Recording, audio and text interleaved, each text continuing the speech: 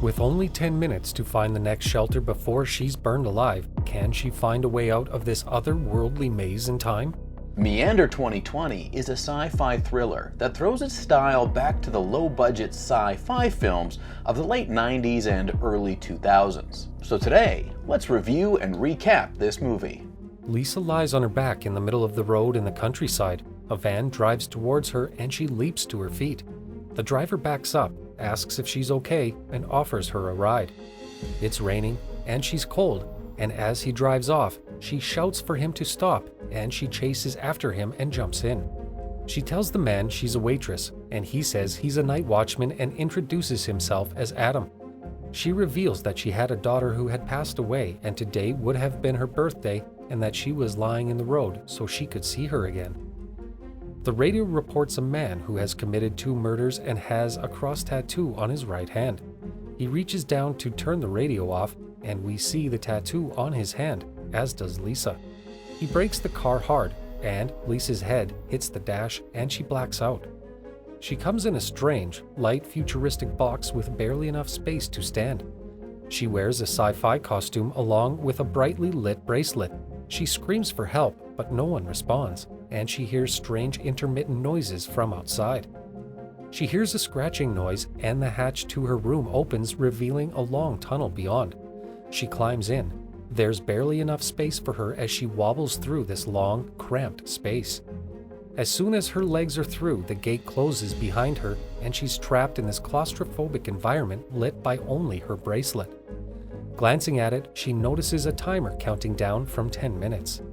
There is a bright white light far in the distance, so Lisa does the only thing she can do and crawls toward it.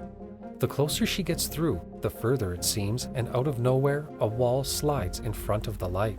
In utter despair, she crawls towards it and finds an even smaller space to crawl into. The claustrophobic camera, it tracks her as she squeezes her way through this impossibly small space. A strange whirring, grinding noise comes from all around as she crawls onward through these metal tubes into a slightly larger space and spots a figure in the distance. She crawls closer and finds a distorted, mutilated corpse that looks like it's been melted with acid. She pulls its arm and it slops off the body, coated in thick, melted flesh. She tries to move it aside as each part comes off in her hands. Her timer is now only for 2 minutes as she crawls past.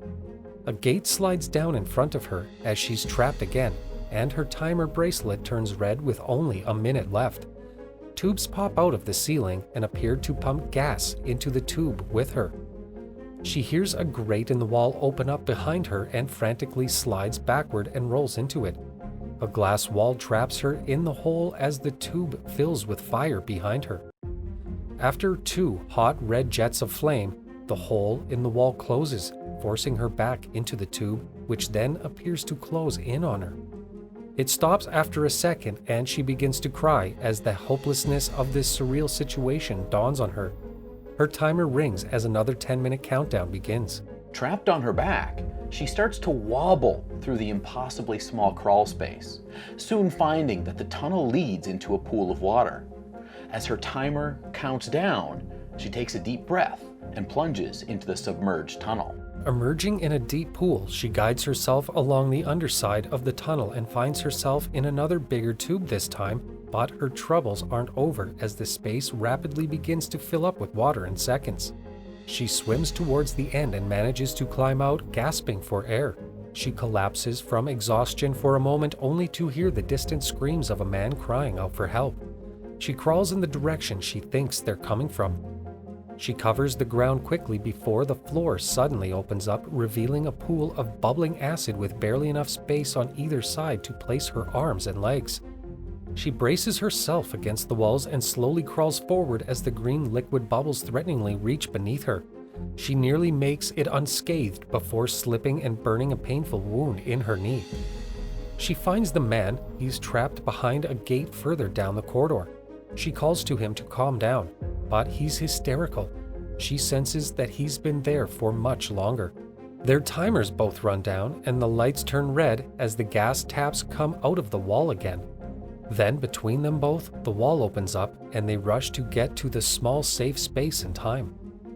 Fighting tooth and nail to fit in, Lisa comes out on top, pinning his arm against the wall as the protective screen slides down and slices his arm off.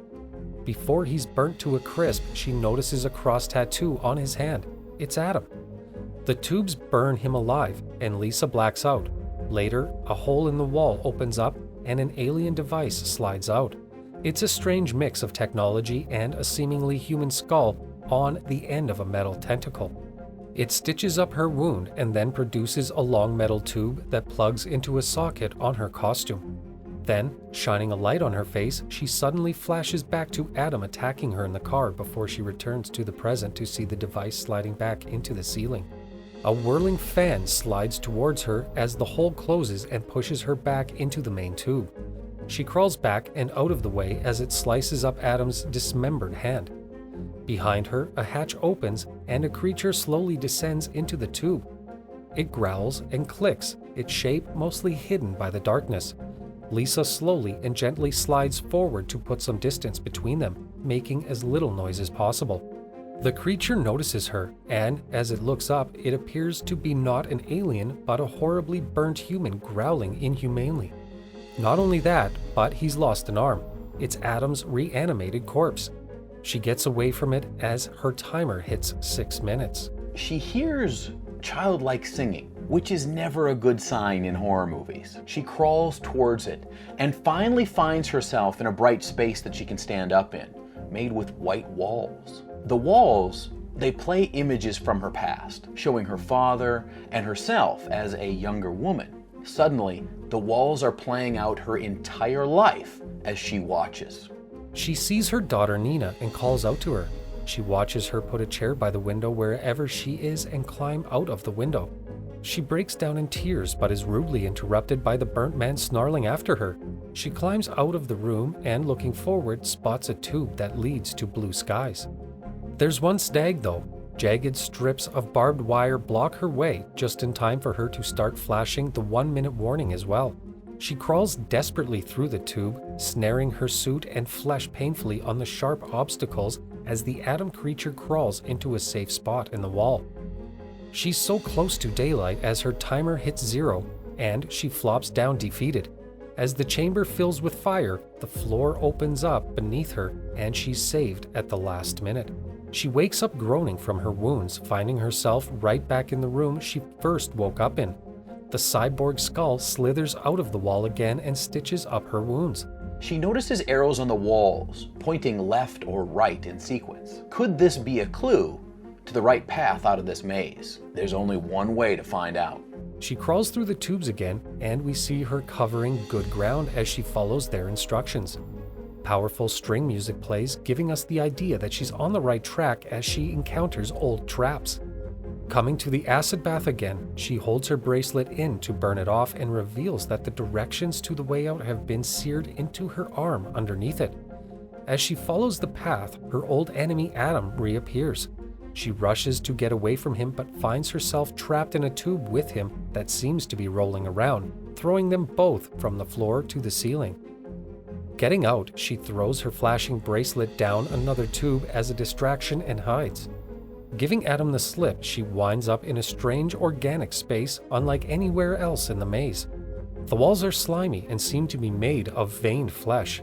She spots the shadow of a giant alien hand with 2 long fingers behind it. The shadows seem to gather and surround this gross sack of flesh she has found herself in. A face presses into it, protruding into the wall with her, and she seems almost to caress it gently, unafraid. She goes into another similar room to find her discarded bracelet on the floor, meaning only one thing: Adam has caught up with him. Just like that, he appears and pursues her. She gets away just as the lights flash red and takes cover in the shelter, only for the screen to come back down and push her back into the tube. She uses the force of the wall pushing her, and with her foot against Adam's head, she crushes it into the wall, dealing with him once and for all. Getting back on her path, she is distracted by a bouncing ball. Drawn to the sound, she's visited by a vision of her daughter. She tells her to follow her, but Lisa senses this can't be right, and though it breaks her heart, she leaves this vision behind. Continuing on her path, she finds herself back facing the blue skies at the end of the tube, which means freedom. though this time they're blocked by giant guillotine blades that slice down at 4-second intervals. She has to desperately time her movements to avoid being sliced in two. She is just about to make it when the final one slices the toes off her feet. She yells in agony, but is so close to freedom that she pushes on, only to find that the blue sky is nothing but a hologram. She presses her fingers against the screen as it fades to darkness, and she lies on her back, defeated. Her timer counts to 0, and the lights go red as she prepares to burn.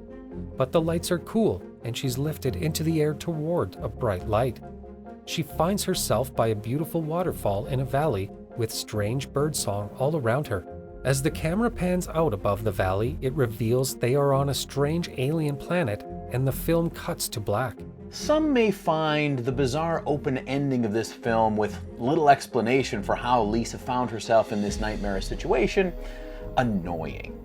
But with clear nods to 1997 sci-fi horror The Cube, it's clear from the start that lots more questions would be raised than answered. Meander whizzes along and comfortably fills its 90-minute time frame with a limited budget and minimal sets. The open ending also leaves plenty of room for discussion once the film is finished. Please subscribe to our channel to be notified when we upload. And don't forget to suggest movies that you want us to recap in the future in the comments down below.